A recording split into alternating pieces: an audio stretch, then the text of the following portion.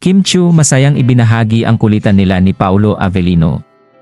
Isa ngang nakakatuwa na video ang ibinahagi ni Kim Chiu sa nakaraang show nila sa Dubai. Ito ay mga kaganapan noong isang taon pa ngunit ngayon lang talaga nila naipakita. Sa nasabing vlog ay makikita nating iba na talaga ang closeness at bonding na nabuo kahit pa wala pang isang taon ang kanilang tambalan. Sa nasabing video din ay makikita nating nagpapalibre si Kim Chiu kay Paolo Avellino sa isang shopping mall sa Dubai. Biniro pa niya itong si Paolo ang magbabayad at card nito ang gagamitin niya.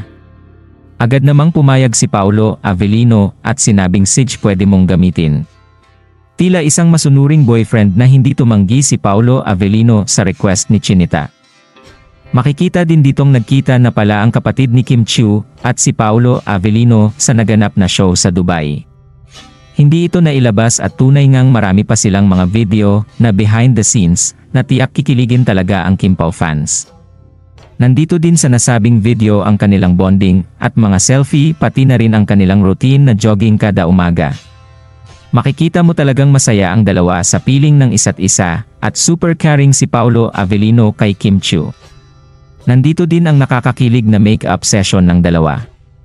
Tila dalawang isip pa si Paolo sa una, ngunit napapayag din ni Kim Chiu na mag-makeup. Habang ginagawa ito ni Kim Chiu, ay makikita sa kanilang body language na wala nang hiya-hiya feeling at komportable na sila. Samantala, iba ang tuwa at ngiti na nadulot ng mga videos na ito sa Kim Pao community.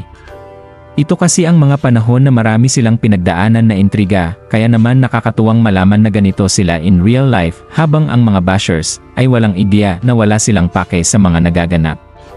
Samantala, papalapit na talaga ang movie ni na Paolo at Kim dahil natapos na ang kanilang photoshoot kanina. Sabay naman gumawa at nag-post sila isang TikTok video kung saan ganap na ganap sila sa kanilang mga karakter.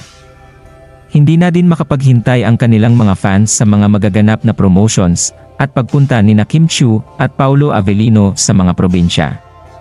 Ready na ding magsagawa ng mga block screening ang iba't ibang grupo para sa dalawa. Saan kayo manonood ng movie ni na Kim Chiu at Paolo Avellino? Comment down below.